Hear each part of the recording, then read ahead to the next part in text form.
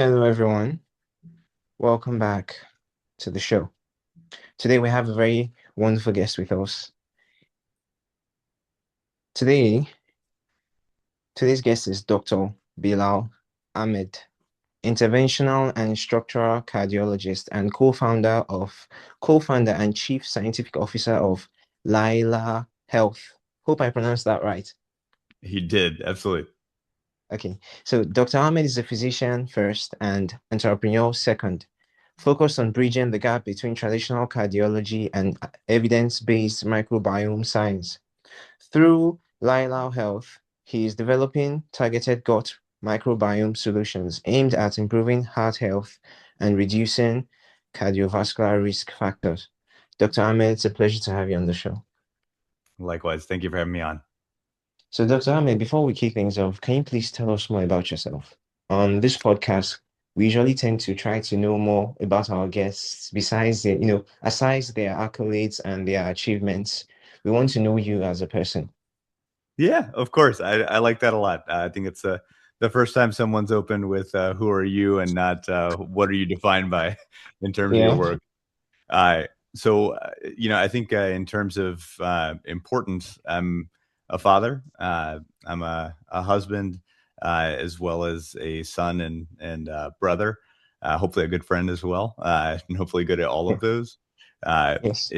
my passion obviously is reflected through my work. I love the act of being able to connect with people on a level that is deeper than I hazard to say, hopefully not in an arrogant Yeah. way, but on a level that most professions don't get to do. I see people kind of at their lowest on the worst days of their life, and uh, that drives me to do what I do and do it with finesse or with the excellence that I can.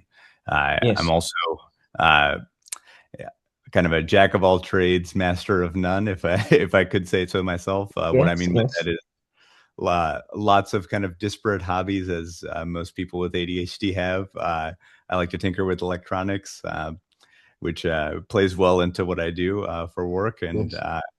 also am an entrepreneur and hopefully not a serial one, if that makes sense. Yes. Yes. That makes a lot of sense.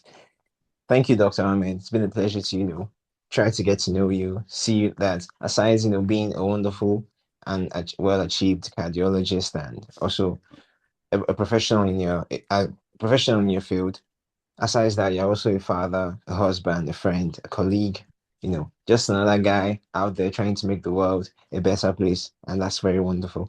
So I want to start with this question. I'm sure you get this all the time.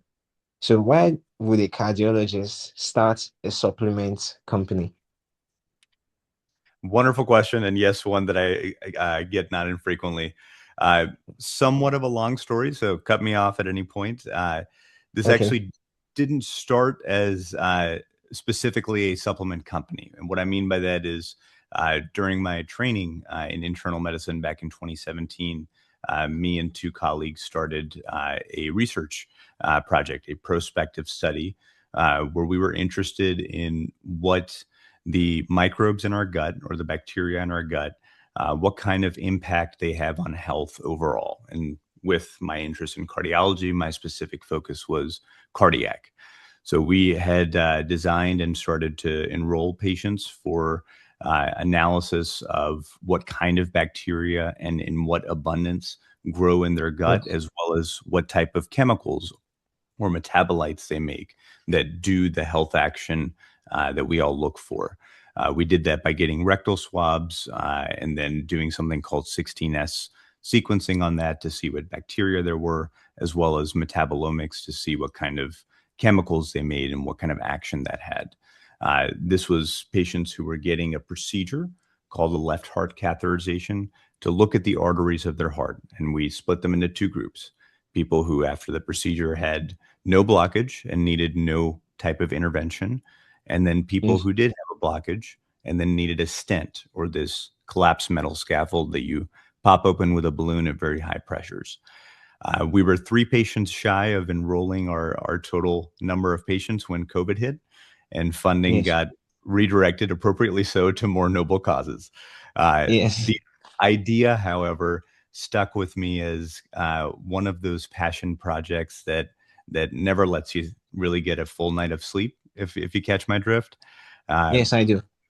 so my sister and my best friend, who was in culinary school a few years later in New York City, came to me with an idea of bringing South Asian flavor to the United States. And what I mean by that is you go to an Indian, Pakistani, Nepali restaurant, what have you, in the US or in the West. And at least I think of very oily, unhealthy foods. Yeah. And you may have, or you may be familiar or may not be, with a drink called lassi, specifically mango lassi.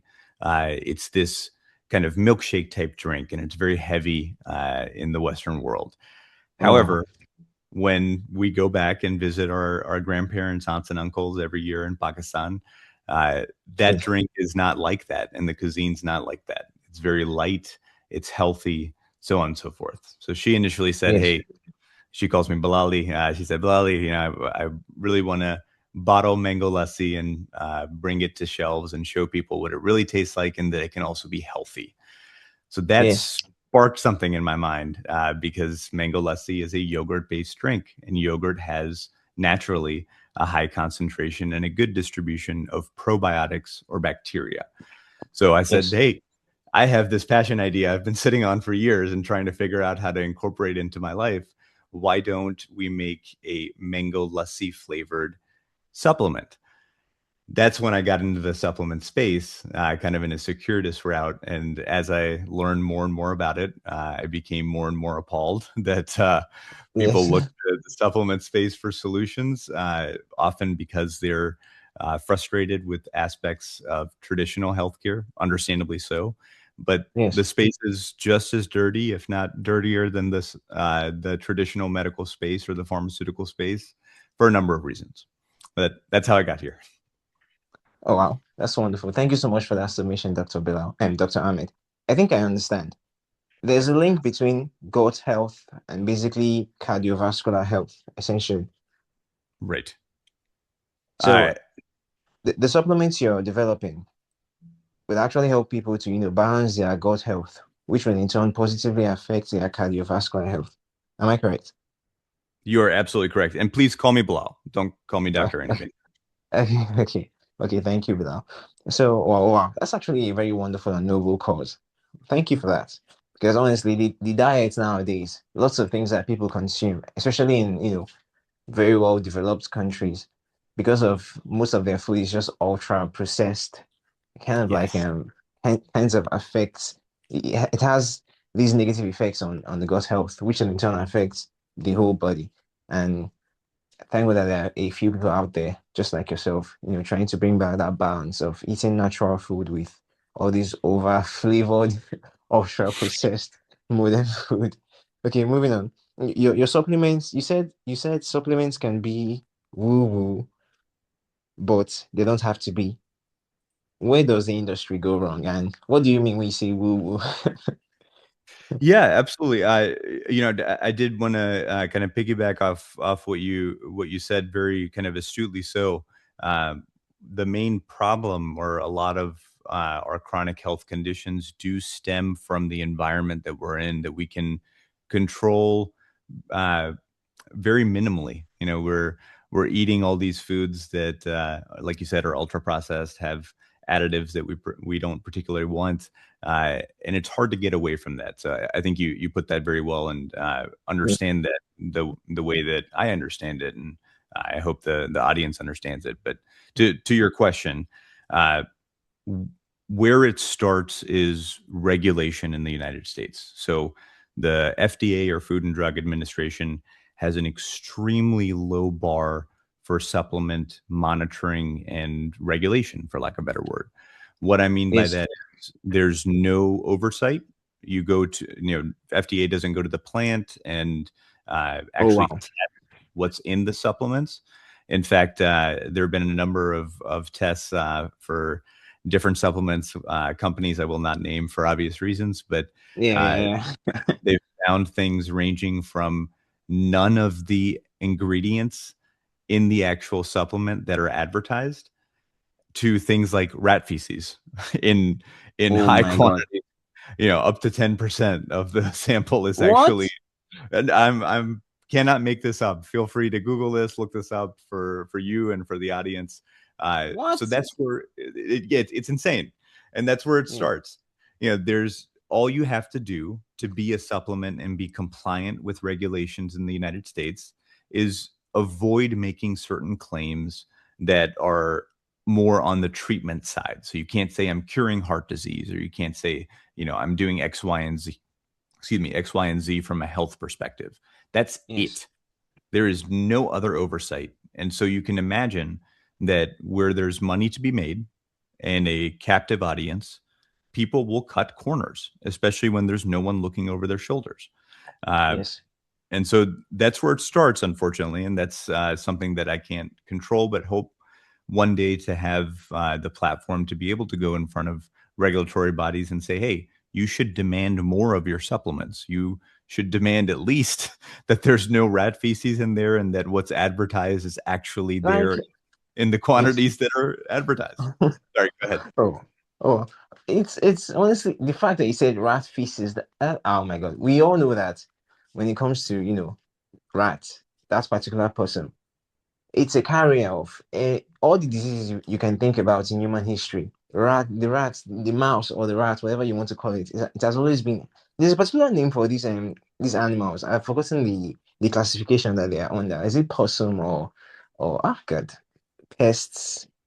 There's for rats, rabbits, squirrels. There's a particular name in biology that they are called. I can't remember. Anyways, you know that they carry lots of like the black during the time of the plagues. They were Yes. the ones carrying all the diseases and whatnot. So the fact that you're finding their feces in what is supposed to be medicine is honestly no that's too much. It Oh it my God. is too much, and that's exactly what I think of. You hit the nail on the head. The bubonic plague, Yeah, for yeah, almost 1,000 years, yeah. every 100 or so years, there was essentially a genocide by rats who Yeah, yeah. they And it's carried. almost as if these companies are trying to make it more efficient. And okay, we've developed a very fast and quick process to spread the plague. All the You're rats right. have to do is, all the rats have to do is poop in these pills, and we'll give it to people to take. It's way more efficient as opposed to, waiting for the rats to travel across the world themselves. Oh my God. Absolutely, transmission is amplified. Yes, In fact, one of the things that I'm hoping to do as a company in the very near future is have yes, a third party testing lab, one that's used by kind of the vast majority of multinational food and beverage companies. It's a company called Eurofins. It's a company that we personally use to vet that what we're actually advertising is what is actually in our sample, or in what the product the consumer receives. But we're curating a list of supplement companies and their products and sending them to Eurofins to do third party testing so that we can say in an unbiased fashion that, hey, you know, these companies, not to be named, actually yes, don't have X, Y, and Z in them. Because this has been done by other, people or other independent parties, but I am yes. both curious in a morbid fashion and interested to show people the proof. Yes, yeah, which is actually very wonderful. It's almost as if these companies that will not be named, if you know what I mean. It's almost as if they are trying to, sell people supplements or these drugs in the hopes of that the placebo effects will kind of like happen. Then they will use that as, you see, our product works. I told you, that kind of stuff. So in my next question, oh sorry, before we continue, I just noticed your camera, it's kind of blurred. That's a great point. Let me restart it real quick and see if that makes a difference. Okay. Oh yes, Better. yes, that's wonderful. Thank you so much. A So my quick next on and question, sorry. I was saying that it's the on and off. It's the classic fix. Okay, okay, yeah, yeah. Yes, it works every time with everything, provided it has an off switch. Yeah, fair. So, yeah. So my next question, I want you to, educate us because you are the expert. Now, what is the actual scientific link between the gut microbiome and heart disease or, cardiovascular health in general. Of course, you can use, the scientific and the medical terminologies, but make it simple for us. We are not all that smart per No, se. there's nothing about smarts to it, but I hear what you're saying. I will use regular terms as much as possible, and please ask me for clarification. Uh, Okay. there's a little bit of history behind this that I think is necessary for people to understand. Kind of the first thing that I'll say is we are more bacterial cells than we are human. So Oh wow. you have more bacteria in your body than you have human cells. If you look at the genetic contribution in terms of the genes that are present from the bacteria versus the genes that are present from you as a human, it's a Yes. fact, a 20-fold factor increase of bacterial DNA versus human DNA. So that's kind of Wow. a perspective to keep in mind. Uh, kind of going off of that, the study of the gut microbiome and how it affects all organ systems is a relatively new field. What I mean by that is this concept came into play back in 2013. There was a Wow. landmark trial in a journal called the New England Journal of Medicine uh, Yes. that looked at a type of infection that you may have heard of, and correct me if I'm wrong, called C. diff infection. It's a type of diarrhea. If people are unfamiliar with it, it's essentially a bacteria that grows in low levels in your gut, but it does not have the resources to grow enough to become infectious. What I mean is, Oh, what you eat is what the bacteria get to eat. And so, if you have healthy bacteria and a good diversity of bacteria, C. diff lives yes. there kind of as a surveillance bacteria, doesn't do anything infectious. But if you get No, antibiotics, okay. you now put yourself at risk of C. diff populating and becoming kind of dense enough to cause an infection, because antibiotics are wonderful when they're needed, but they act like chemotherapy. They don't just kill the infection that you're targeting, they kill Healthy bystander. bacteria, useful Exactly. bacteria too. Oh, wow. Exactly. And so when that happens, now there is an empty space and less competition, and C. diff grows in abundance. Oh, wow. Problem with C. diff is that it is difficult to treat in terms of antibiotics. So there's a large subset of patients who get C. diff infection and then they don't get cured by antibiotics.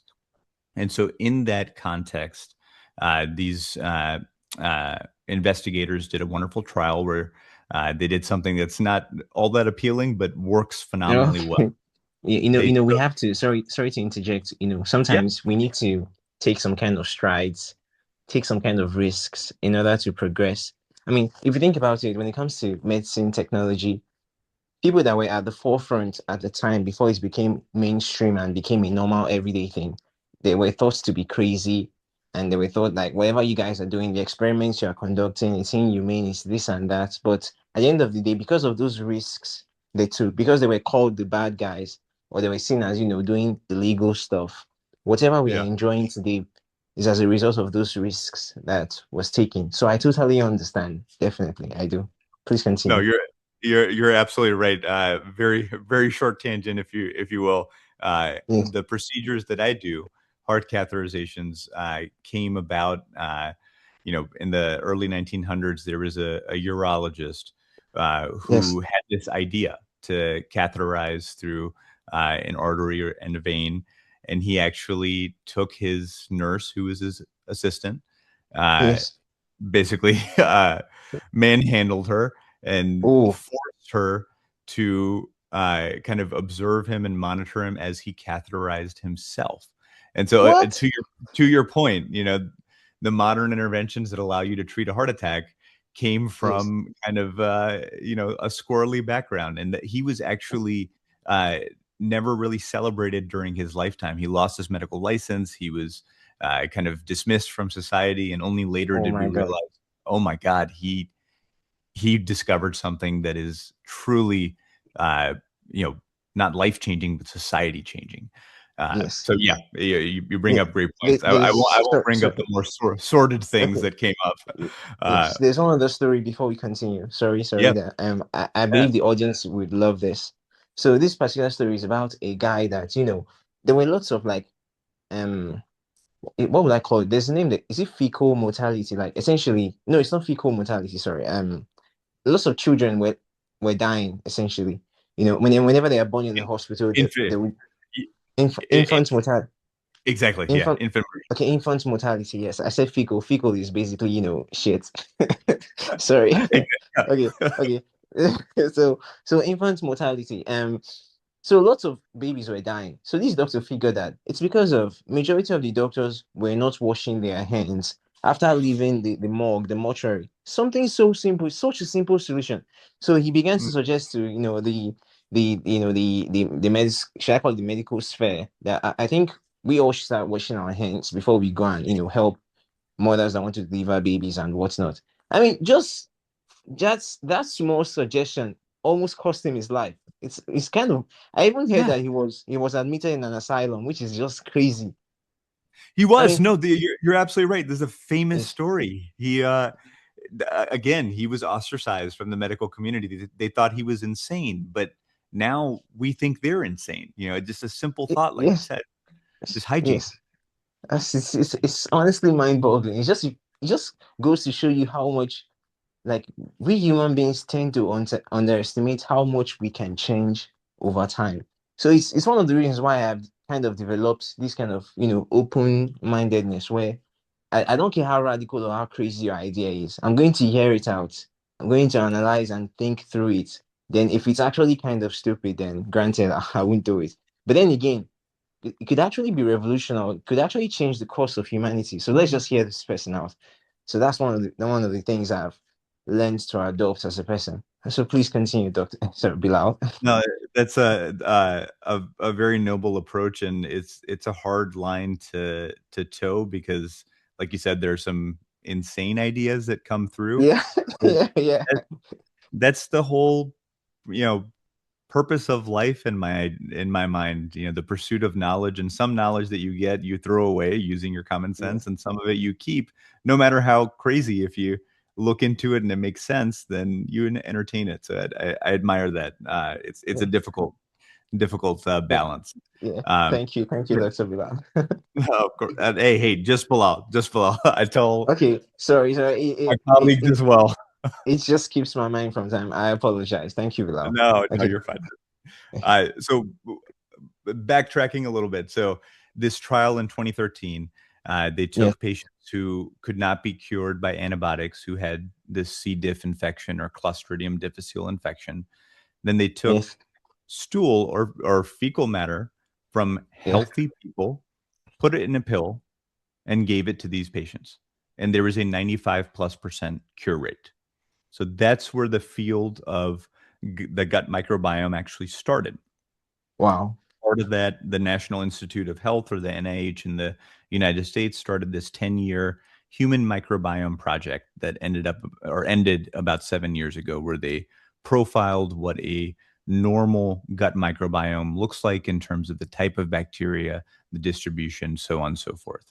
So I say all of this, it's a very long-winded way to answer your question, but I say all this to basically uh, show people where we are with the science. I like to think of it as genomics in the 90s. So we could sequence somebody's genome. It took tens of thousands of dollars and took weeks to do. 2 decades later, we have companies like 23andMe now, out of business. But when they were in business, they were Yes. sequencing, you know, countless people's DNA a day for pennies on the dollar. And Wow. that resulted in a technology called CRISPR that you may be familiar with or may not be, but it's a DNA-based technology where just a few years ago, they showed they were able to cure sickle cell disease by actually Wow. removing the mutation that causes the disease. So I see the gut microbiome field as roughly genomics in the 90s, 10, maybe 20 years away from being prime time with revolutionary therapies. So back to the original question, how does this relate to the heart? You know, I made all those points for a reason, that we're more bacteria than we are human cells, to Yes. give this concept that it would be insane to think, and it is insane to think, that we're just now coming to this realization as a field, that there's no interaction between what the bacteria do, what they produce, and our overall health with regard to all organ systems. When it comes to the heart, the bacteria that reside in our gut actively participate in the pathways for cholesterol metabolism and how it's handled by the liver, Yes. inflammation, or how much of those inflammatory molecules are released into the body at kind of a basal or kind of low level rate in the background, and the Yes. impact on disease. And so, what I spent the first year of this startup venture doing was actually going through the literature, catching myself up from the 2017 project for any kind of breakthroughs, and then formulating this, you know, product, which is a stick pack, like a Crystal Light type of stick pack that's mango lassi flavored, Yes. from Chansa mangoes from Pakistan, not artificial. Yeah. But it's a combination of prebiotics, which in simple terms is just fiber or food for bacteria, probiotics, which simply just bacteria.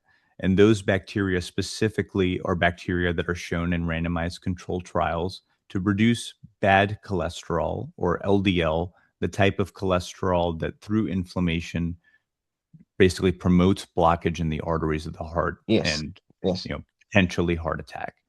And then the final component is, it's called biotics cubed. It's because there are three biotics: pre, pro, and then postbiotics, which is a fancy way to say the chemicals the bacteria make after they eat the fiber.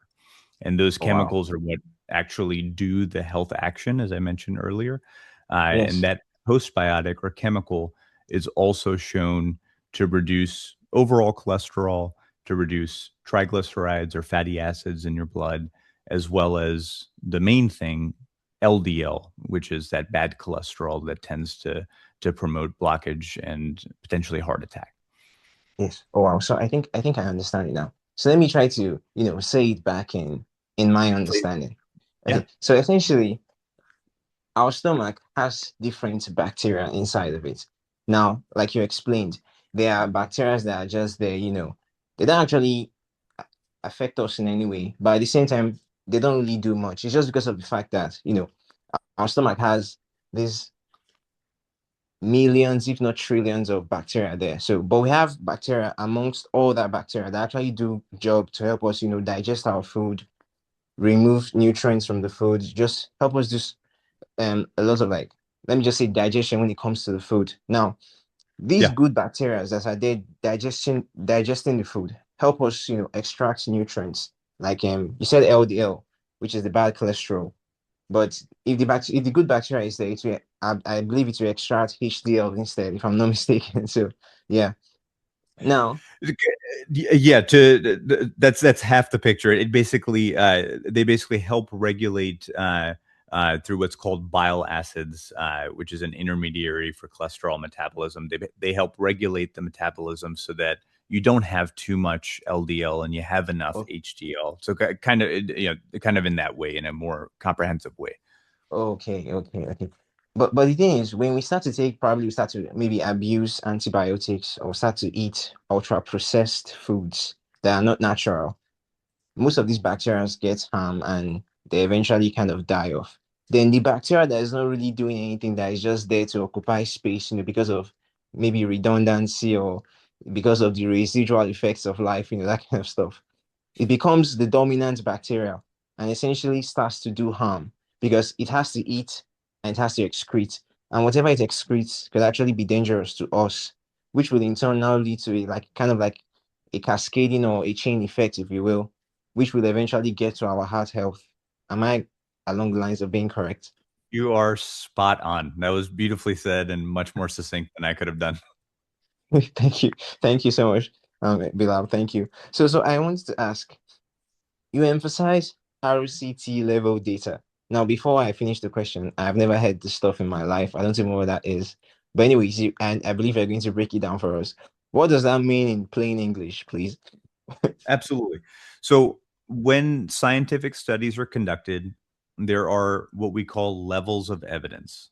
There's low level evidence that's called observational data, where you literally make an observation, but you don't do anything in terms of controlling the parameters in a way that you can isolate that X leads to Y. A Yes, randomized control trial is the highest level of evidence because you are randomizing people to some sort of intervention. For example, if you're looking at a new medication, you randomize people to getting a pill that has the actual medication in it, and then a identical looking pill that has nothing in it, or placebo. So you've yes, taken out any kind of what we call confounding factors, or factors that you may not logically be able to predict, that would be muddying the data if you did not randomly allocate people to either the treatment or the placebo.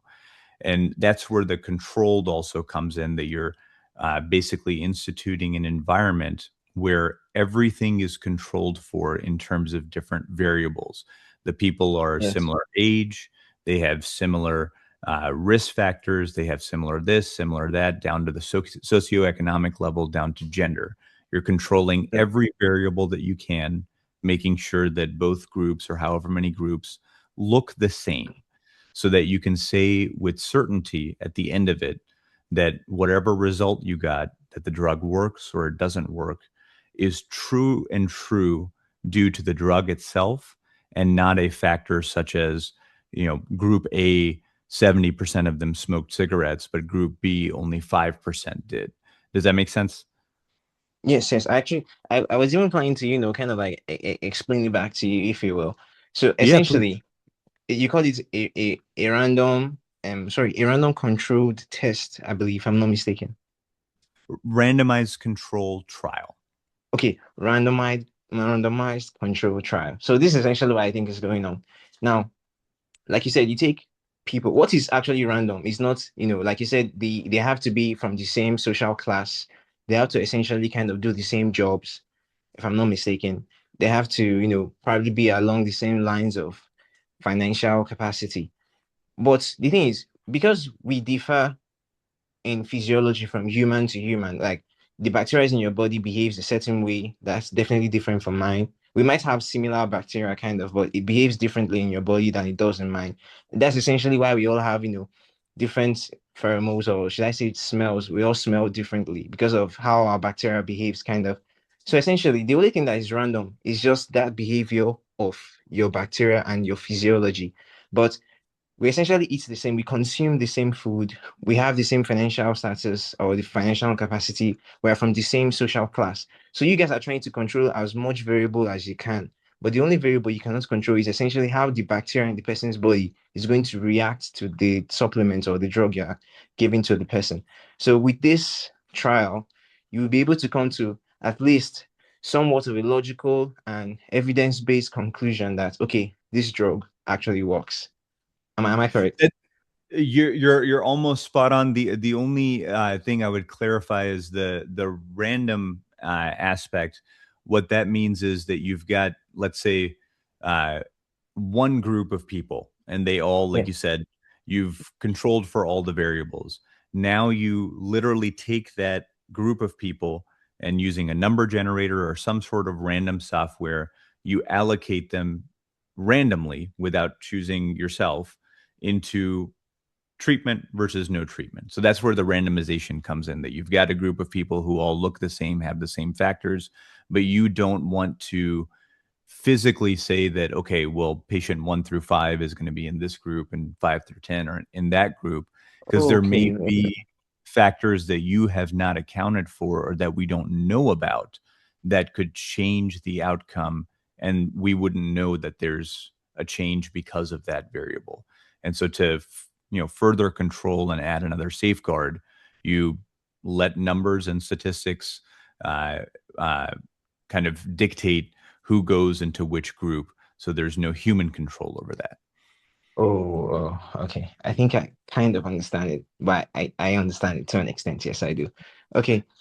So, what are postbiotics and why don't most people know about them? The second question, I don't know why. I wish that it did. Uh, Yes.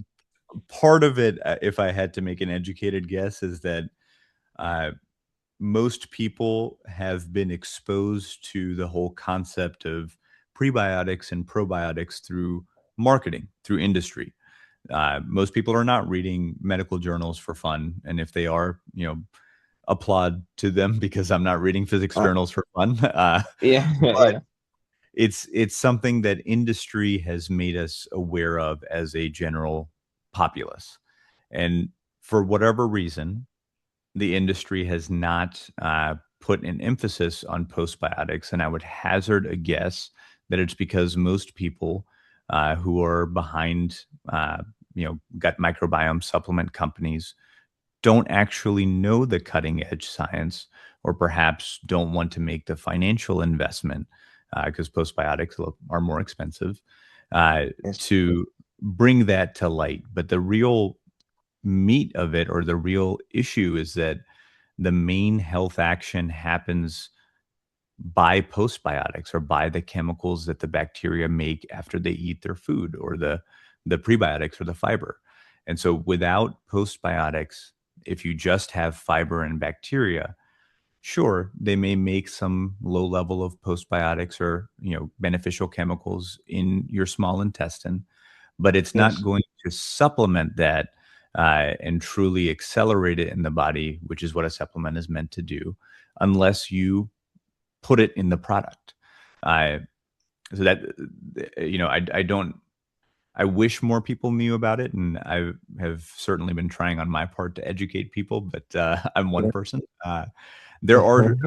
I won't use a broad brush to paint every company like this. There are a few companies out there that are actually doing a great job, and now I can name names.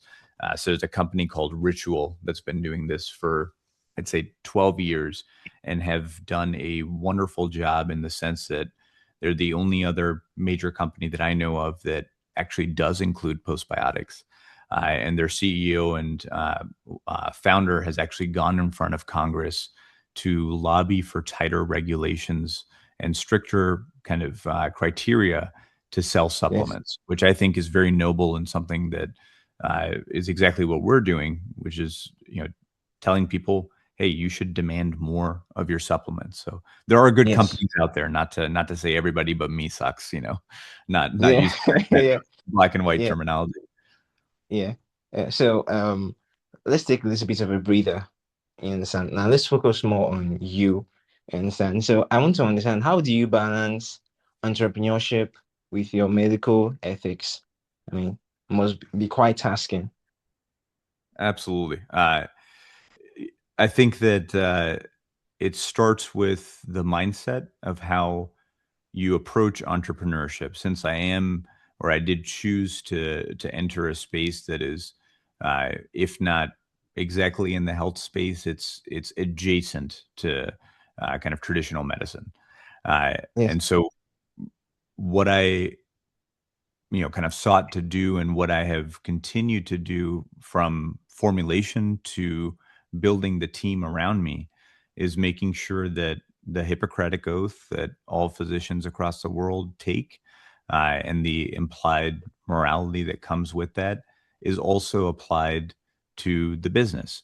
Uh, Even though it's a more difficult way to do business in the supplement industry, instead of putting just random amounts of materials and advertising something else, I put the materials that are shown in trials at the dosage that they're shown into the product, so that I can say with clarity and transparency to the consumer, look at this study that was the basis scientifically for this constituent product, and then look at Yes. the actual supplement facts and the third party testing, and confirm for yourself that our product has exactly that amount in it. So I'm trying to replicate, uh, to the best of my ability, what has actually been shown or proven in science. And so part of that is also supplement companies will often cite data and say that they're science backed. But if you look at the tiny font with the asterisk and you try to find the data, often that data is in mice, for example. It's in models that are supposed to approximate Okay. human, but they're not actually human studies. It's not human physiology, as we all know. Oh yeah. That's too low of a bar for me. It has to be in human studies. It has to be randomized control trials or the highest level of evidence in human studies to form the basis for any ingredient that I add, aside from the chansa mangoes. That's just for flavor. Yeah. But Yeah. everything else is based on true data. When it comes to kind of reconciling or being both a physician and an entrepreneur, I just make sure that I don't let those two kind of modes of thinking interfere with each other. So when I see a patient in Yes. clinic and they have extremely high cholesterol with multiple risk factors and they need very aggressive LDL lowering, I recommend the right thing to them, meaning I don't say, hey, buy my product, Biotics Yes. Cube. I say, no, you should take the appropriate cholesterol lowering medication, whether it be a statin or an injectable or what have you. So keeping those things separate in the clinic, and then also taking the same approach I take to science in my clinical life and Yes. applying it to entrepreneurship. Those are the only ways I know how to make those two things work without becoming a Dr. Oz type personality. Oh wow. That's actually very wonderful, Bilal. That's actually very, very wonderful. And I'm glad that you're taking that pathway, that method, that system of not allowing the two practices. Because I believe entrepreneurship is a kind of practice. If you don't allow it to collide. They're independent of each other, and you're able to just alternate between the two when you need to. And it's actually very wonderful. And the fact that everything is evidence and data based, which is how everything is supposed to be. You're supposed to follow, empirical evidence, which is actually the proper way to do anything, as opposed to dogma. The way the world is now, everybody's just dealing with dogma. Everybody's Yep. working with their feelings, and it's honestly, but I'm hoping it's a phase and it's going to pass eventually. So yeah. So we're going to take another breather, but this time it's rapid fire questions. You can either answer with a phrase or a sentence. So the first one is, heart health begins with. So sorry, one more time. Heart health begins with. Lifestyle. It begins with healthy eating and healthy activity. Oh, okay. Wonderful. Thank you for that. So the next one is, the biggest myth about cholesterol is. So I would say two. One is outdated and unfortunately was based on medical professionals going off older Yes. data, but that HDL is necessarily good cholesterol. It's much more nuanced than that. With just giving a sentence. Oh, oh my God. So This I made a mistake when I said it last time. Yikes.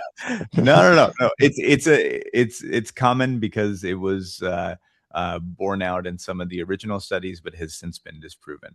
The second one I'd say is that statins, or the most commonly prescribed cholesterol lowering medication, are Yes. harmful to your health and lead to things like Alzheimer's, or lead to things like very frequent muscle aches. That's a myth that I often have to dispel in clinic.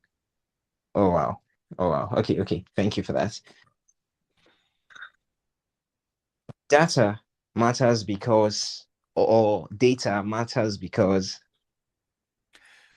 If I don't know that I need X and Y to make a recipe, for example, if I don't have the recipe or the required knowledge, I cannot make the dish that I want to make. And that applies to all of life. Without data, you can't make an informed decision. Yes, 100% I agree. To Now, your point about prevent. feelings. Yeah, yes, yes, facts. Honestly, because people are so all up in their feelings. I'm like, what's wrong with everyone? Am I the only one who is normal? But Right. Yeah. I think it's just a phase and it's going to pass. That's what I think. I I hope so. I sincerely hope Yeah, so. yeah. So the next one is prevention fails when. When the environment is working against you, when all that you have available to you that's affordable is fast food or food that's not as healthy, and your lifestyle is a 9 to 5 job where you're sitting at a desk and you don't have time to get up and be active, that's that's where prevention fails. Oh wow, thank you so much for that. And it's actually true. Come to think of it again, but no, we'll discuss that later. Now, the last one is medicine needs more. Empathy. The field of Oh, medicine needs more empathy. We start out, I think, all of us as empathetic providers, but at some point, the system is unfortunately incentivized for quote unquote efficiency, and there are financial incentives attached to that. So, for yes. example, my office visits are 5 to 15 minutes. 5 to 15 Wow. minutes is not enough to get to know someone, to even exchange pleasantries, let alone come to a diagnosis. And that Yes. leads to Wow. an over reliance on tests, which comes out of the patient's pocket if you're in a non nationalized healthcare system. Oh Uh, wow. but empathy is, I think, the missing piece for a variety of reasons. Yes. Funny how there are lots of like political and societal connotations to this, but there's really no time to start diving into that. So we're just going to leave it for Yeah, now. I'm we'll sure need a the separate audience, 2 hours. I'm sure the listeners understand. So, so my final question before we, wrap up for today is, if you could fix one major misconception about cardiovascular health, what would it be? That if you do X, Y, and Z, you're free from cardiovascular disease. What I mean by that is, you know, not to scare anyone, but Yes. even if you're a marathon runner and you eat the healthiest that you can eat, that does not prevent you from having a heart attack. What often happens in a heart attack or a true kind of 100% blockage that's an emergency is there's maybe a 10% narrowing in your artery that is of no consequence. And Oh wow. due, due to certain chemical and kind of biologic factors that I won't go into, the Yes. plaque or that narrowing ruptures and becomes 100% blockage. It's the reason Oh, that cardiovascular disease is the number one killer in the United States and globally. It's the number one cause of lifestyle limitation or morbidity. It's because you can do all the things that you want to do or that you should do rather lifestyle wise, but everyone is at risk just by virtue of aging, and you combine genetics and lifestyle into that and it becomes a whole mess of things. But oh wow. cardiovascular disease is not just for people who eat or not reserved for the people who live unhealthy lifestyles. It's really something that affects all walks of life, regardless of how healthy you are. Oh my, all my efforts in the gym has been futile. Trying not to be a fear monger. They're Yeah. obviously living a healthy lifestyle decreases your risk by quite a bit, but doesn't eliminate it. Yes. Oh wow. That's actually kind of like I love that you were so honest about it. And that's good because I saw a story one time about it was just kind of like I think, where someone would be like, you guys don't work out, you guys don't exercise. What kind of lifestyle is this? How are you living your lives without, being active? Then the guy just cooked up a story and it was like, there was a guy that he knew that used to work out, did everything. Probably the only thing the guy did not do was probably, leave planet Earth, but he did every kind of exercise you can think of. And he eventually had a heart attack and died. And I was like, nah, this is definitely a lie. I would never believe this story. And now that you just told me this, I think it may be true. And I mean, it's just life, I guess. It's just life. Yeah. It's life. I've had way too many patients, wake up after Yes. the procedure and say, why'd I have the heart attack? I cycle however many miles a day and I only eat a plant-based diet, so on and so forth. And, there are a number of causes that again we don't have time for, but Yeah, it can affect you no matter how healthy you are. Wow. Well, let's just live every day, the way we should. Be nice to Absolutely. everyone, live a good life, and hopefully our hearts doesn't attack us. Amen. Amen. Live Yes, live every yes, day like it's your last, and treat people like you would want to be treated. Those are yeah, you yes, can't argue yes, with that. yeah. Bilal, it's honestly been a pleasure to have you on the platform. Thank you for your wonderful presence. Your presence is so chill. It's so cool. I really love it. I mean, you must be the best doctor in the world. Yeah. No, I'm an average doctor at best. Too bad that in medicine you have to specialize. If not, you could be, you could be a pediatrician, you could be a cosmetic surgeon, you could also be, a neurosurgeon. Then you just be treating everyone because you have a very warm presence. Thank you so much for that. It's been a pleasure to have you on the platform. Thank you for sharing your insights, your wisdom, your expertise, and your experience. Thank you so much. Where can my audience, connect with you and possibly learn more about your work? Yeah, absolutely. So my company's website is lylahhealth.com, Lylah health.com.